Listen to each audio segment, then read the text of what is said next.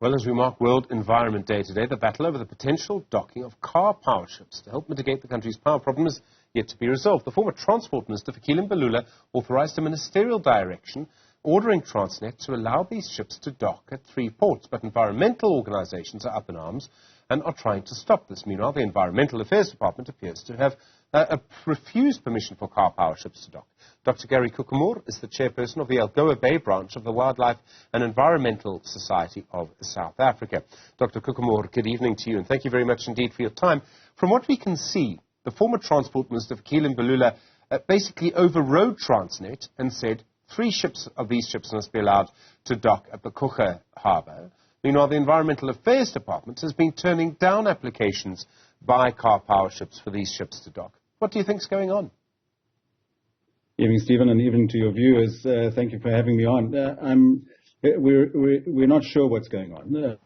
It looks like the left hand doesn't know what the right hand's doing in this process. You know, DFFE have struck them out 3 times so far. They've been busy with this process for 8 years, since 2015. So in July 2020, I don't know if you remember during the COVID thing, there was that Section 30A that Minister Creasy denied. And then their first EIA, after they were awarded preferential bidding status, that was denied. And then now most recently, in March again, that's been denied. But they've then, they've asked the minister to intervene, and he's issued the Section 27 directive.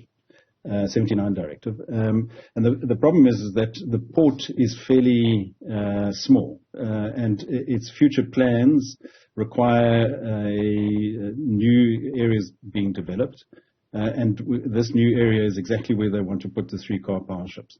So the minister might have given this directive, but power doesn't oversee physics.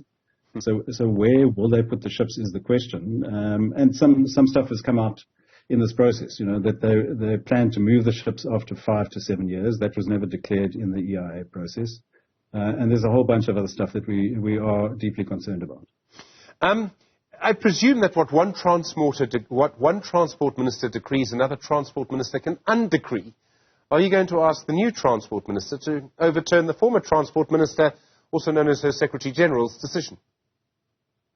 Well, not necessarily. So what it allows is a car power ship access to the ports, but what does that mean? They still have to plan it and place it, and any change in the current placing will reconstitute the process, so they'd have to go through the process again. I mean, the bigger question to ask government is how many times do you have to say no to car power ships? And therein lies the problem, is that they just seem to be, we're given a time and time again a new opportunity to fix up what they messed up the last time.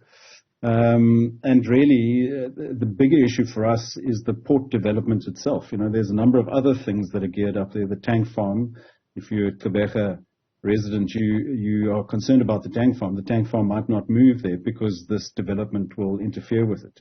African penguins is one of our concerns. And in the process, what they will employ over this 20-year period, 200 people on the ship, and on land, and probably about 10% of that will be local PE people or Koekemoer people. So what real benefit does this bring to us? We have a gas power plant on land, Dedisa, that roughly does the same amount of power.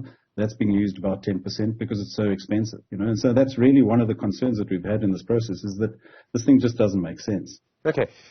So we can talk about the Transport Minister and the Environmental Affairs Minister. But the minister that may actually have the final say, well, one of the other ministers who may have the final say, is probably Jose Makopa, who's the Minister of Electricity. And he said on Friday, in a sort of weekly electricity press conference, that he would support the car power ships for no more than 5 years. Now, it would seem to me that his view may actually be decisive. If he's thinking of car power ships for 5 years, that's what's going to happen. And that he's going to argue, we need the power. Well, there's this misperception that car power ships are a plug-and-play solution. They have to build infrastructure to get the electricity to the grid.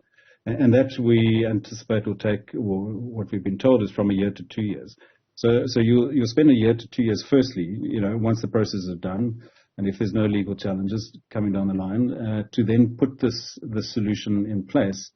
But, you know, Karpowership wanted 3 sites here. They have 8 to 9 boats, ships, supposedly ready to come.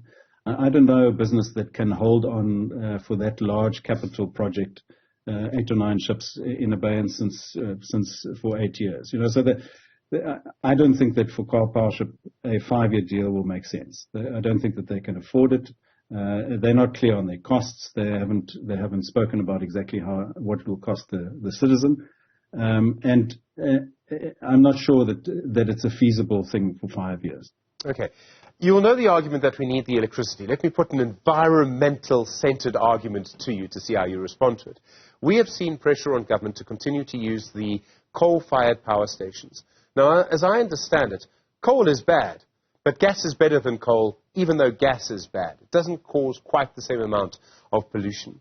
So wouldn't it be better, would go the argument, to use Karpowerships for 5 years rather than to continue to run the old coal-fired power stations for 5 years?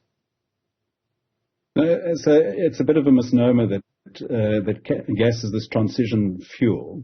By the time that you have this implemented, you'll have far more renewable energy coming into play. So in this location, we have the Hive Energy Hub, which will solve basically our metro's load shedding problem. You have a number of wind farms that are going up, and they're going up in a faster rate, and access to the grid is a lot quicker. You know, so the argument around whether coal should go or not and be replaced by gas is kind of a deflection. The real issue is that the global energy systems are changing. We're going from a centralized system to decentralized.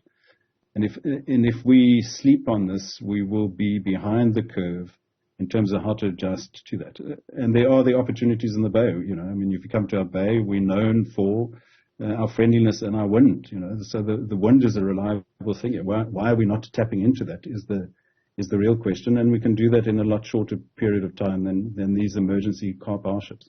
So the wind applies to everyone, but the friendliness doesn't apply to Karpowerships in Koekemoer. Thank you very much indeed.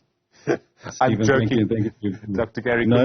We're very happy with the guys, but yeah. All right, thank you. The chair of the Algoa Bay branch of the Wildlife and Environment Society of South Africa.